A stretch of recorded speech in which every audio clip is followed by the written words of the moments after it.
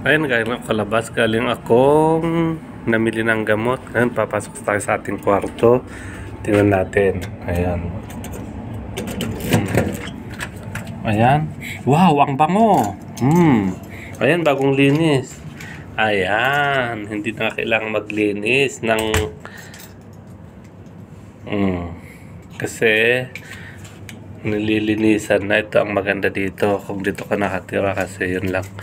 Trabaho mo talaga yung matanda.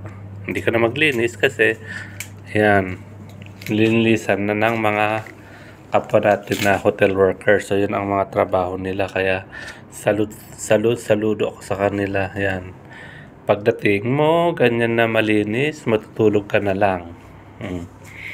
Ayan, kahit hindi ko ginagamit itong isa, open for gustong matulog dyan. Ayan. Tapos, ayan, yung Sea of Galilee. Pwede nating buksan, mga ka-farmer. Ayan. Ayan. Ayan, diba? Ang ganda. Yan yung Sea of Galilee. O, ano bang maalala mong story about dito sa Sea of Galilee kung nasa Biblia? Ayan. Pwedeng pag-comment mo sa baba. Ayan naman ang isa pang hotel, Club Hotel Tiberias. So ayan. So ayan, tapos doon meron tayong viewpoint doon kung gusto mong manood. Ayan, kaya lang nakakasira kasi itong bubong ng Club Hotel na hindi man lang inayos, kaya yan